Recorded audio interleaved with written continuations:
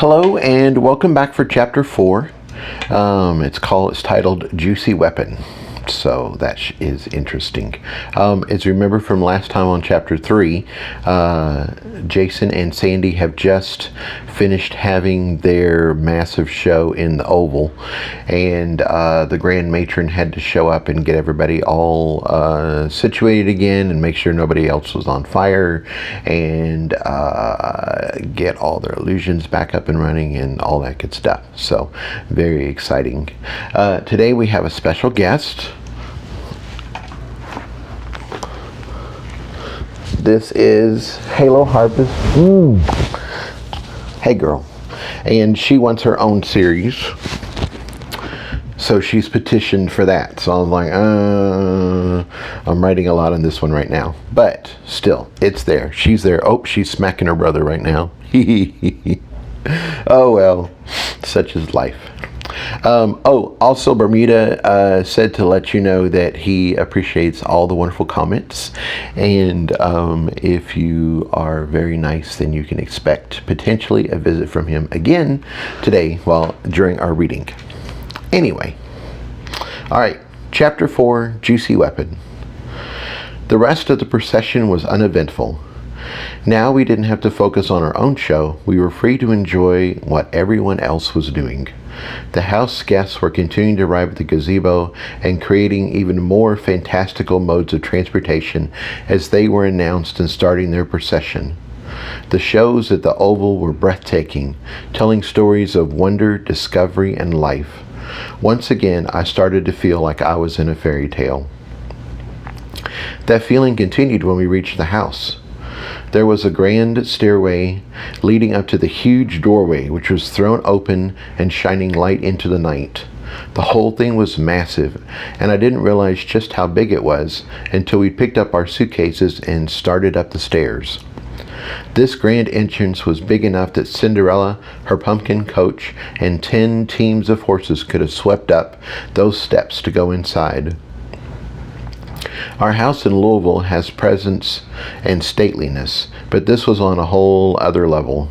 Ours was a nice house. This was like walking into a palace.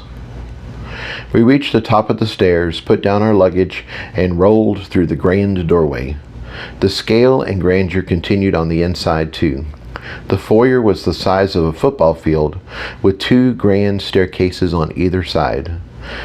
There wasn't a normal ceiling. It just went up and up and up, lined with floors and ornate railings. Apparently this was not only a majestic house, but functional as well. Some of the mages were floating down from upper floors to greet the new arrivals, and some of the groups of rivals were taking off into the air to fly to whatever floor they needed. There were hundreds of house guests chatting and heading somewhere, but it didn't feel crowded at all because there was so much room. We both stopped and just looked around in awe for a moment, taking it all in. I thought Sandy might be a bit more used to this than I, but she was looking around in awe too. With our suitcases and practical clothes, I felt like we were the poor country cousins that had come for a visit. A woman with the palest skin and whitest hair I'd ever seen came towards us. She wore a white shirt and white pants, so she looked a little bit like a ghost. The only pops of color were her brilliant green eyes and the purple and gold star that showed she was one of the helpers. "Welcome to House ATAC," she said pleasantly. "My name is Ruth. Ayoda messaged me and asked me to keep an eye out for you. You are House Louisville, yes?" "Yes, we are," Sandy said. "Thank you for your hospitality. I can't imagine how you all managed to stay so organized." Ghost Lady laughed pleasantly. "Hosting over 40,000 guests is a real challenge. The first years had a lot of problems, I assure you. We've gotten much better, and now it flows pretty smoothly. Before your evening begins, I need to ask you a few questions. We did not get a response back from our questionnaire, so we've made a few assumptions. I want to make sure they are all correct, so we can make your stay here as wonderful as possible. Let us step out of the main doorway for now, so we don't block the flow of the new arrivals." We walked towards one of the grand staircases while she continued with her light chatter. She asked us how our procession had been. She'd heard there had been some sort of commotion, but she hadn't taken the time to see what it was all about yet. Sandy kept it vague and just told her it had been exciting and she should watch it in the recordings later. It probably wasn't a good idea to tell her we'd been the ones causing all the fuss.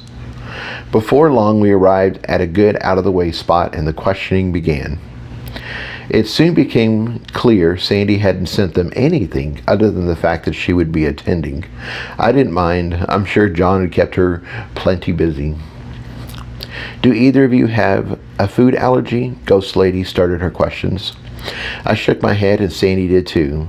I thought that was a perfectly good question, but I guess she thought we might take offense to it, so she hurried to explain herself. I'm so sorry at how basic some of these questions are, but both of you are such young supernaturals, and I don't know how far along you are with your perfect bodies. I'd rather ask and head off any problems rather than assume. That's quite okay, Sandy said soothingly. It's all new to us too, so ask away. Do you have any sleeping requirements, Ruth asked? Like a bed, mat, sling, dirt? Any special lighting or temperature requirements? A regular bed is fine, Sandy said, although I'm curious, who needs dirt? We actually have a few guests that require dirt, she replied. Probably the most popular ones are the Logorel, which are from a realm where the trees are sentient and they become the highest life form. They need to sleep just like we do, and they bury their roots into the ground before they do so. Oh, here we go, star of the show. We also have a group of people that are used to extreme cold, and they require everything in their rooms to be made of ice. Oh, hang in there, Bubba. Oh, we have a cat out the window. Back off it. We also have a group of people that are used to extreme cold and they require everything in their rooms to be made of ice. I was pretty sure they had the standard requirements. You had the standard requirements for the United States, but I wanted to be sure. She was tapping something in the air that I couldn't see. I was guessing she was making notes in some sort of magical database. Let's discuss speed next. How fast do you travel indoors and can you fly? I thought this was a strange question, but Sandy seemed like it was something she was expecting. We can walk or run at human normal. At this point, neither one of us can fly. Very good, Ghost Lady continued. Just so you know, stay to your right as you travel down the hallways. If you're walking, stay to the far right. The faster you travel, the more you can move towards the center. The fastest travelers will be flying overhead. You will be using the stairs to move between the floors, and again, the slowest travelers should stay to the right. I would suggest you stay away from the atrium, as those are for people who can levitate between floors, and they typically move very quickly. It is generally best to keep an eye out for the fastest travelers. If they have the power to move that quickly, then they have a lot more power than you. A collision won't bother them at all, but it will ruin your day. She gave us a look and we both nodded to show that we understood. She was going over simple rules, but I was glad to know them. I had no desire to get mowed down by a master mage. Next, do you have any special magical requirements or magical disabilities? Sandy was ready to say no, but I raised my hand.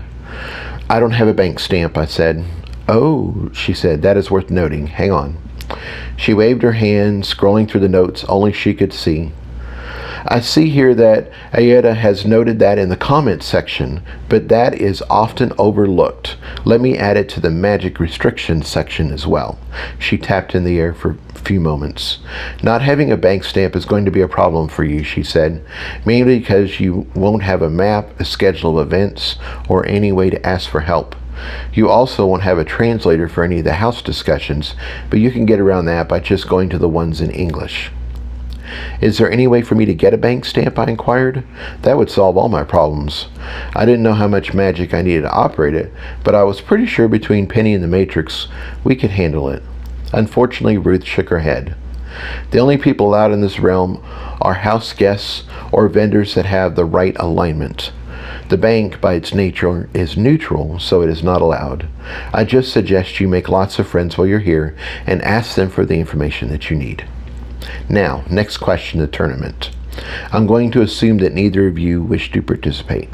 We both shook our head. We were here to learn and network. The tournament would have to wait until sometime in the future. Besides, I was just a newbie. These mages would be way out of my league. On to the talent show. There are only 20 spots allowed, and the competition to be part of it is fierce. I'm going to assume you will not be taking part this year. Again, we both shook our heads. I know we covered food allergies earlier, but let me circle back and talk about the food in general. Most of the house guests that come to the gathering are senior mages, and they've had their perfect bodies for a long time. Even lottery winners that fill in the lucky spots for the groups have to have a minimum threshold of power and ability. Because of this, they can handle food that is a lot more intense than the normal food you find in the mundane world. If you aren't sure what something is, just ask your waiter and see if it is appropriate for a spark to eat. If they say to avoid it, or if it looks weird, I suggest you pass. Your body is still almost human, so it won't be able to handle everything. Also, if the food is noted as spicy or hot, don't even touch it. She said that last part with emphasis, and I took it to heart. I enjoy a bit of chipotle heat every now and then, but I'm a real wimp for real spicy foods. She didn't have to tell me twice. Your suite is classed as 19th century European, which I think will work just great for you. It has 2 rooms which you need, but it's a little bit more remote than I would like. We decided this was the best for you though, since it's on the same floor as most of the house discussions you will attend, and only 1 or 2 floors away from the dance, the banquet, and the talent show. Since both of you are younger mages, traveling multiple floors and longer distances will wear you out quickly. This house is a lot bigger than you think, and moving through it can take some time. All of that sounded fine to me. I was used to simple living in cheap hotel rooms. I didn't need anything fancy. As long as the beds were comfortable and there were snacks to eat, I was good to go. Now, Sandy, it is time for me to take you to your first event at the lounge. This is where all the heads of households gather and have a good chat before the full events start.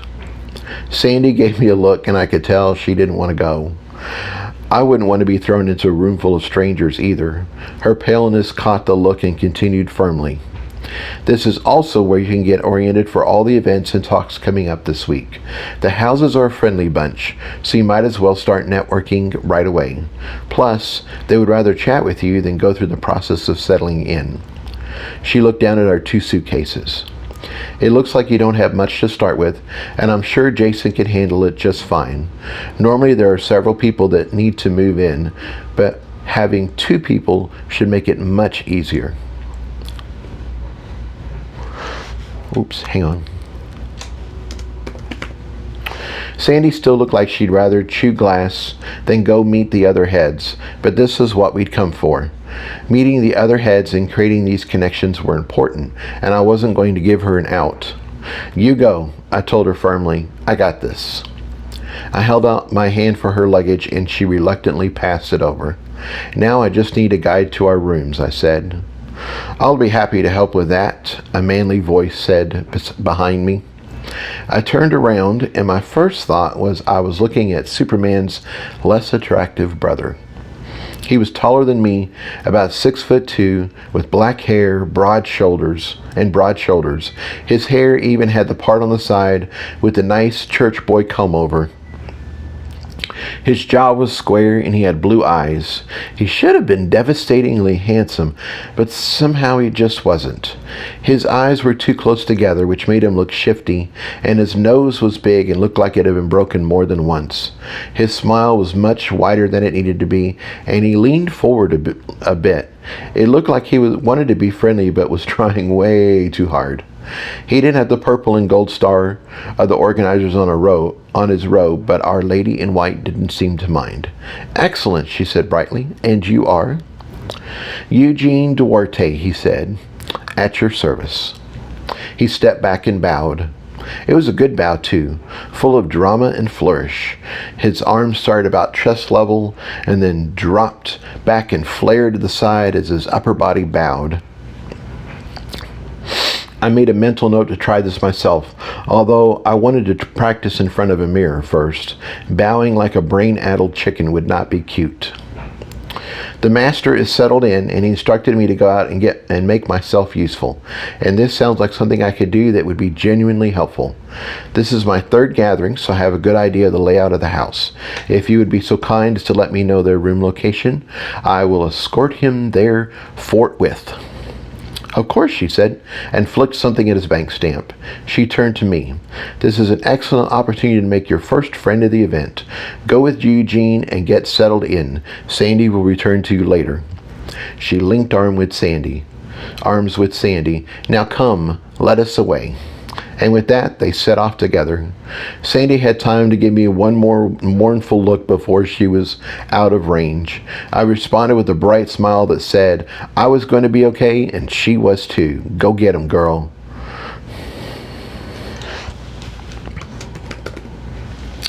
I turned back to Eugene. Okay, where are we headed? I asked brightly. Follow me, he said. We're taking the manful staircase to the 3rd floor and all the way to the back. He set off rather quickly, so I grabbed his 2 suitcases and followed him. He noticed and stopped just as quickly. Are those really yours? He said with part disdain and part disbelief. I'm afraid so, I replied. This is our first visit here, and we weren't sure what to bring, so we loaded up the suitcases, and here we are. He sighed and looked at the cases helplessly. I guess that being seen with luggage was horribly gauche, and they were bringing his social standing down just being in their presence. He sighed again, then reached out and took Sandy's suitcase for himself. At this point, I decided he wasn't too bad. He came off as a bit vain, but he was willing to be helpful, even if that made him look bad. I could work with that. Thank you, I said sincerely. I looked him straight in the eye to let him know that I knew that dragging our luggage behind us was not a good look. You are most welcome, he said wryly. His return look said this was a bit more than he'd bargained for, but in for a penny, in for a pound. So how does everyone get away with not having luggage, I asked. I'm sure the other houses have lots of clothes and stuff. Are they sending it all on ahead? The house puts everything it needs into their pockets, he said. He seemed surprised by the question. I was surprised by the answer. There was no way they were fitting all their clothes into their pockets. What do you mean by pocket? I asked. For me, this is considered a pocket. I pulled out the pocket of my jeans. He just laughed. Oh no, there's no way anything would fit into something that size. He seemed genuinely amused. Besides, why would a mage make flaps in their clothes? Anything you put in there would just weigh you down and bang around as you moved. So what do you use? I asked. I use a pocket. A real pocket. He gestured at my jeans. Nothing like that little thing. I was about to joke with him that what I had down there wasn't little at all, but we just met and that seemed a little too bold. And what is a real pocket? I asked. It's your own space. It's like your own realm, but it's tied to you.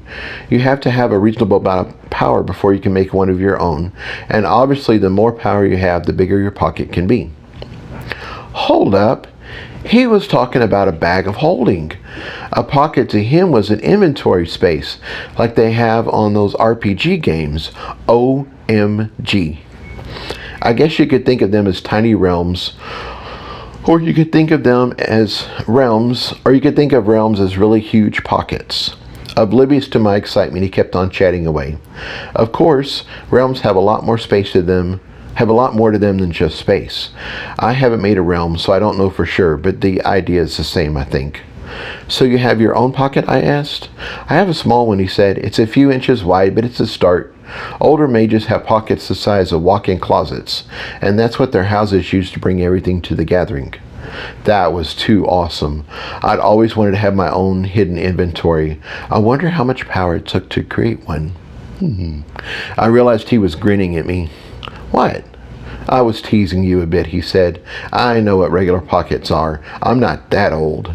Then he laughed like he'd pulled the funniest prank in the world. I nodded and smiled. The guy was helping me after all, but I didn't really think it was that funny. We arrived at the manful staircase, and I stopped in admiration. They were called the manful stairs for a reason. There was a 9-foot tall marble statue of a naked man at the base of the stairs, and he was fine. He had one arm reached up to the air like he was going to pluck an apple out of a tree, the other arm slightly back, and his legs looked like they had just stopped walking. The statue had drama, motion, poetry, and every part of him was naked in the best way possible. His arms were beautifully muscled, his shoulders were broad, his abs had all kinds of ripples, and his butt was to die for. Top all that off with a cute face and great legs, and I was in awe. Oh my God, I breathed. Eugene kept going, but he backed up when he realized I'd stopped. Yeah, he's nice, he said nonchalantly. There's one of those on every floor. It's the same over at the maiden staircase. I think they made these so it would be easy to tell which floor and which staircase you're on. It may seem obvious starting out from the entrance, but this space is so big it's easy to get turned around. I made a mental note to come back here and walk around the statue. I needed to spend a little time on my art appreciation. I also made a note to go all the way up the staircase. If the rest of the statues were like this guy, I wanted to see them all. Most of the figures have a nickname, he continued, so it's easy to use them in directions or as a gathering spot. What's his nickname? I asked. It's Adam. People say it like he's reaching up to pluck an apple from a tree. People say it looks like he's reaching up to pluck an apple from a tree in the Garden of Eden. It's supposed to be thought-provoking. What if Adam got his own apple from the tree and blamed it on Eve when everything went wrong? Eugene gave it a critical eye. Personally, I don't see it. It's just a naked guy trying to change a light bulb. I had to laugh at that. My dramatic, very fine apple was his simple handyman. Well, if he was getting an apple, you know it would be called, right? What? He said. Adam's apple, I said delightfully. I loved a good pun. He still looked confused. Then he got it and he roared with laughter. He gave it way more laughter than it deserved, like deep belly booming laughter, but at least we were sharing a moment together. I was starting to think that maybe Eugene was just a little socially awkward, or maybe he just didn't have much to laugh at normally, and he was taking this opportunity to let it all out. Either way, if he laughed at my puns, he was all right in my book. He finally settled down and we picked up the luggage and headed up the stairs. They were huge. We could have fit over 20 people on one step. They were made of some sort of white stone with flecks of gold in it. There was a wide stone railing on either side, and each of the supporting columns was a naked man. This truly was a manful staircase, and a gay man's dream. It was so majestic and over the top, it made my little gay heart squee. I wanted a staircase like this. I had no idea what I'd do with one, but I wanted it. The staircase made a complete circle as it rose in the air before coming to the second floor. I could see it spiraling up and up through the floors. It didn't have any supports though, and that much weight should have brought the whole thing crashing down. Thank goodness for magic.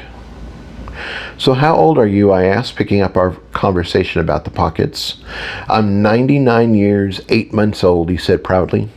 He looked at me like that was something special and I should know what that was. That sounds nice, I said. I wasn't sure what else to say, although I was surprised he was older than Sandy.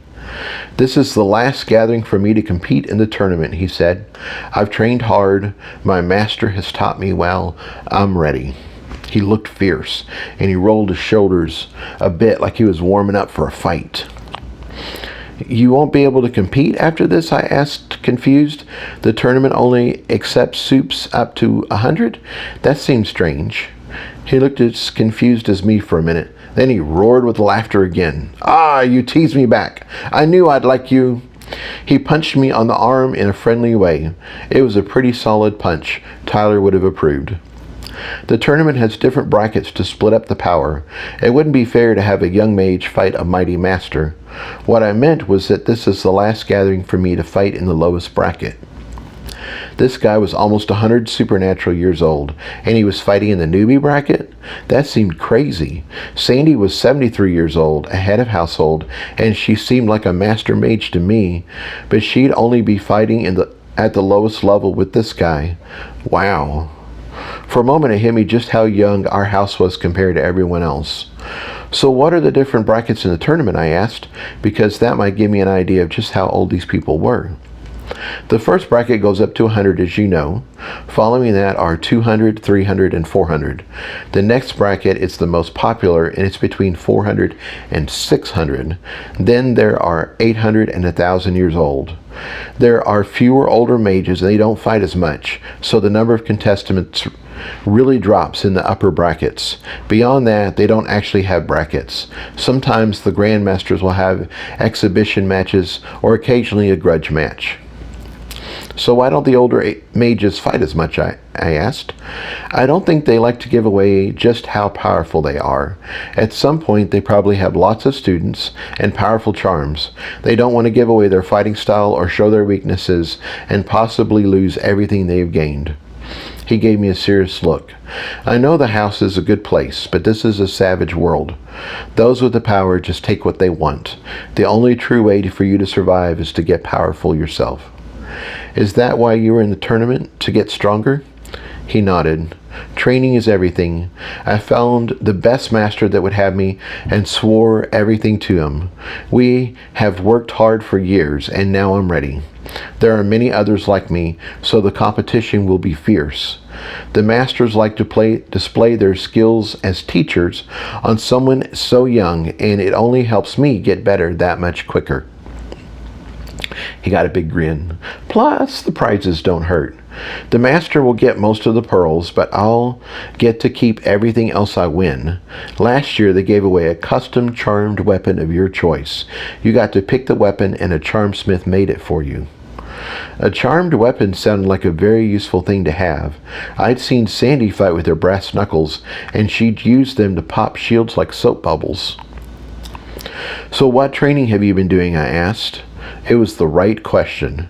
Eugene, the socially awkward brother of Superman, fell away, and Eugene, the hard-training battle mage, took over. He was so excited to tell me about that all the way to the suite. I added in some nods and some laughs and agreed in the right places. Otherwise, I just soaked up as much information as I could and enjoyed the walk. He wasn't kidding that he swore everything to his master. The guy could control him completely. He used that to push Eugene hard on his training, much harder than he could ever go on his own. That was both good and bad. Eugene would frequently get hurt and have to spend time recovering, but that was all lumped under building character. I wondered if the master had gone a little easier, if that wouldn't have elicited better results. Some of the things he did was stuff I recognized as training, but some of it was just servant work. He cooked, cleaned, and ran errands, stuff like that. Fortunately, his master had lots of students, so he had plenty of people to wait on his every wish and command. It wasn't all just dumped on Eugene. I'm sure his master had his own training where he pushed himself, but it sure sounded like he got waited on like a king. Some of it just seemed like a fraternity hazing type stuff. He was required to offer sex to anyone more powerful than himself at his school and do whatever they required of him. Also, for 6 months, he was required to manifest his magic weapon and rub his manly juices into it at least once a day while reflecting on the character, form, and spiritual essence of the weapon. Sigmund Freud would have had a field day with that. I'm sure Anna Lickett would have had a few naughty things to say about that too, hee hee. Speaking of things Anna Lickett would like, we passed by the manly statue on the second floor. Adam had been a clean, handsome young man. This guy was an older, powerful daddy type. He looked strong enough to wrestle a bear, with sharp, craggy eyes that meant business. Even in marble, his presence was strong. My dick wanted to say yes, sir, and my ass wanted to roll over for him. Fortunately, we kept walking and I didn't embarrass myself. The third floor statue was a sort of mare boy, except instead of having just one tail, both of his legs had fins and a tail each. He had pointed ears, fins up his back, and the perfect little swimmer build. He managed to look ethereal and good-looking in a pretty sort of way, while also looking very mischievous. He seemed like the type of guy that would be easy to drink with. You'd end up in some sort of secret underground grotto where you'd have so much sex you'd pass out exhausted. When you woke up, He'd be playing your Xbox, which he'd stolen. You'd be pissed, but you couldn't stay mad, so you'd end up playing with him and eating peanut butter and jelly sandwiches. Wow, that was some oddly specific fantasies related to this guy. I wondered what that said about me. I shook my head to clear it and kept walking. Thank goodness Eugene was still talking, or I'd have said something embarrassing by now. We got off on the 3rd floor and walked down the main hallway. We were the slowest travelers by far, so we stayed as far to the right as possible. The lady in white hadn't been kidding about how fast these people moved. There were very few people walking like us. The next fastest category were runner, and they were flat out moving. I could only guess they were the servants of masters, and they were racing to fetch something to get something done. The next speed up from runners were the gliders. They hovered about an inch off the ground and zoomed down the hall like they were on scooters. The fastest group were the people in the air over our heads. They sat in the air with their feet in front of them and their arms pulled in tight. It was like they were sitting in a racing car or a rocket ship. They moved like that too. The wind as they went by was almost enough to knock me over. The hall itself had an underwater theme. The walls were covered in a thick layer of seaweed that seemed to be growing into the room as if the air was water. As the people moved by, the seaweed rippled and waved like they were passing speedboats. The light had the underwater shimmering feel as well. Even the carpet under our feet was soft and spongy and colored a bit like a coral reef. Wait a minute, that wasn't carpet. It looked like actual dense plants growing across the floor. They must be very hardy to stand up to all this foot traffic. We passed several arches into large empty rooms. I figured they were the meeting rooms we'd be spending time in as the head of households gave their talks.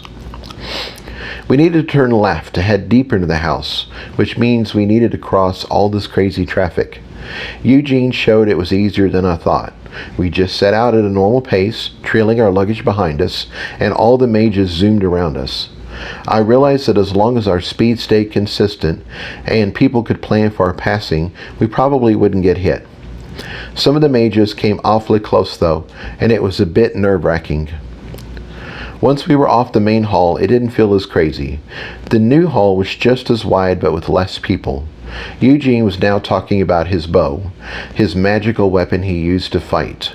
He'd already discussed in great length how intimate he'd gotten with his magical wood and how spiritual it had felt. Now he was into shooting with it. Apparently, each arrow was a spell. The bow let him shoot his spells faster, farther, and with a much higher density of magic. That sounded pretty cool to me.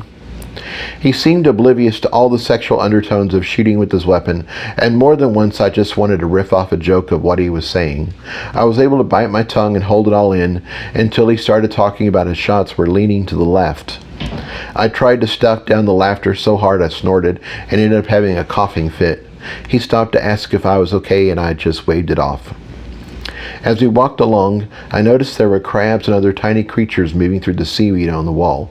They were brilliant blues, oranges, and yellows, just like you'd find on a coral reef.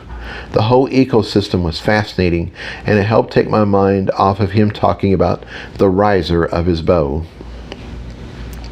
We turned down a smaller hallway, then down another one. I still had a good idea of where we were in relationship to the entrance until we got to a 5-way intersection and took a hall that went down. That made no sense. I really lost my way when we hit a roundabout with a bunch of hallways leading off of it. I'd seen a roundabout on a road before, but never inside. We took the 6th hallway on that and went back up again. This time the walls were decorated with coats of arms. They were huge, at least 16 feet wide, and made up of shields, swords, suns, lions, and all kinds of mythical beasts. I thought they were just paintings until I noticed a lion leave one coat of arms and start a fight with a hydra-looking thing in the coat of arms next to it. We took a few more turns and then Eugene stopped. We were in front of a large, light blue door with shiny white trim. The trim itself was very ornate and looked like a mix of ocean waves crashing and long, thin trumpets. I was glad it was so memorable because there weren't any sort of numbers or letters to show where we were. "This is it," he said cheerfully, and set Sandy's luggage up against the wall. He seemed glad to be rid of it. "This has been a very enjoyable errand, much better than I thought it might be." Socially awkward Eugene was back.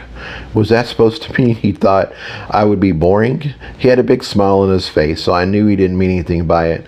I just let the awkward phasing roll off of me. He seemed like a good guy. Very focused on his training and weirdly intimate with his bow, but still a good guy.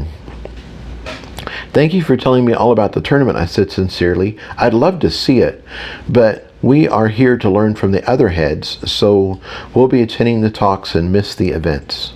"Oh, no, you can still attend," he said eagerly. "Some of the matches are during the discussions, but most of them are in the evening. If you like, I can stop by and pick you up and we can go together." "Oh, that would be excellent," I said sincerely. "When you aren't competing, we can watch the other matches and you can tell me how you think they did. It's always a lot more fun to do stuff like this with someone who knows what they're talking about." Okay, I was laying it on a bit thick, but it would be fun to go with him and actually see other mages fight. I had seen Carl and Cassandra fight to the death in the alley behind our house in Louisville, and that had made me realize just how much I still had to learn. I was getting good at physically fighting, but I needed to get good at magically fighting too. "Yeah, that would be great," Eugene said enthusiastically. "I'm sure you'll want to go to the opening banquet and the dance, but we can get together after that. I'll message your head and get it set up." "Great," I said brightly. He nodded, and we both just stood there for a moment. I felt like I'd just made a date with him, and now it was getting awkward again. I looked back at the door and realized it didn't have a doorknob. "How do I get inside?" I asked. "Oh, you just put your hand on the door and say your name. Once the door recognizes you, it will open up automatically from now on." That sounded like a good system to keep people out who shouldn't be there. Also, there wouldn't be any problem with someone losing their room key. I put my hand on the door. "Jason Cole," I stated firmly. I felt a gentle touch, and the door pulled at my magic. It was sort of like when Tyler's magic pulled at mine to make a love connection, but this was a lot softer and barely noticeable. The door swung open, and I could see a large sitting room, which was also decorated in blue and white. "Would you like to come inside?" I asked. It felt strange to just leave Eugene standing there, although I really just wanted to go inside and get unpacked. "Oh," he said sadly, "I'm very sorry, but I can't trade up with you." "Say what?" "My master has forbidden me from trading down with anyone, and you are just a few weeks old. I would lose too much in the trade, and I need to remain in peak condition for the tournament." Oh, he thought that when I invited him in, it meant that I wanted to have sex with him. Thank goodness Tyler had filled me in on how casual the hookup etiquette was. "I didn't mean to lead you on," he continued apologetically. "I'm a top contender in the tournament, and I'm in superior physical shape, so it's only natural that you'd want me." He sighed and gave me a wry smile. "My master said this might happen, and I needed to be careful. I'm sorry, I just wasn't thinking." I was so shocked I didn't know what to say. He genuinely thought I'd be so overcome with passion at the sight of him that I'd be begging to jump his bones. "You will find someone to trade up with, I'm sure. Just ask around, keep your options open. You're not bad looking, so that will help. You're a little skinny, but a few years of training will take care of that. Besides, some people like him skinny." He stopped and seemed to be unsure of what to say that wouldn't leave me in tears. My first instinct was to tell him thanks, but no thanks. I had a drop-dead gorgeous man at home with a lot more power than he'd ever dreamed of, who would love to trade up with me over and over again. Thank you very much. Plus, my soul was so dense, trading up probably wouldn't work with him anyway. I didn't say anything, though. Instead, I took a deep breath and let it all go. Eugene was just calling it like he saw it. He wasn't being mean, and he certainly didn't intend to hurt me, and I didn't want to hurt him either. "How about we just settle for a hug?" I suggested, and that is what we did. He was taller than me, and he did have a lot of muscles. If I hadn't met Tyler and gotten hooked on world-class incubus Nookie, I would have enjoyed a roll in the hay with this awkward guide. Instead, I settled for a good squeeze and an extra press against his baby maker. It wouldn't hurt to let the man have his fantasy. It must have gotten a bigger reaction than I'd planned for, because he looked a bit flustered. We quickly said goodbye, and then he hurried off. I watched him for a moment. He certainly was an interesting fellow. Then I grabbed the luggage and headed inside. And that is the end of chapter 4.